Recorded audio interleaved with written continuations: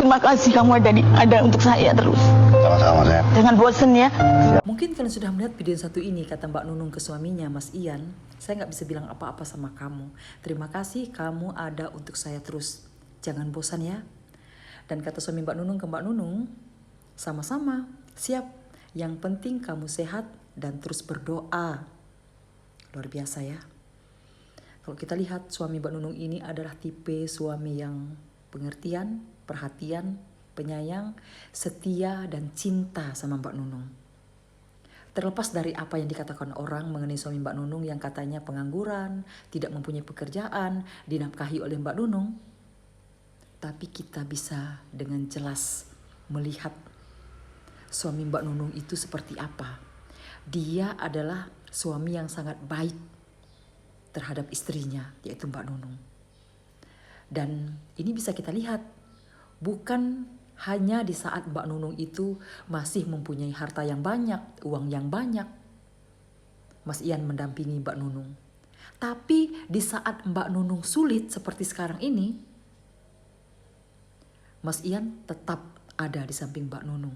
Bahkan di saat Mbak Nunung sakit seperti sekarang, Mas Ian selalu ada untuk Mbak Nunung, mengantar Mbak Nunung berobat, merawat Mbak Nunung. Itu kan luar biasa. Mbak Nunung bersyukur ya dipertemukan Tuhan dengan suami seperti Mas Ian yang sayang dengan Mbak Nunung.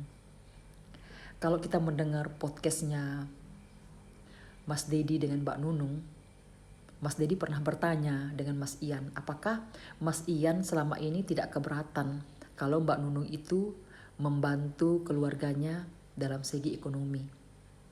Dan Mas Ian menjawab, dia sama sekali tidak keberatan. Karena Mbak Nunung itu akan merasa bangga kalau sudah bisa membantu keluarganya.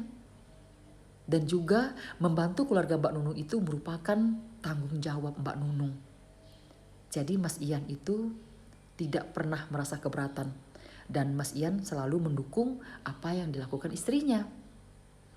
Tapi saya sedikit koreksi di sini ya. Ini untuk menjadi ingatan buat kita semua. Walaupun kita mendukung pasangan kita, baik itu suami kita maupun istri kita, dalam melakukan hal-hal yang baik, kita juga harus berpikir ya, dalam kebaikan itu, apakah kebaikan yang kita lakukan itu tidak merugikan kita sendiri? Atau tidak menjadikan orang yang kita bantu itu menjadi orang yang selalu menggantungkan hidupnya dengan kita. Itu harus dipikirkan. Kita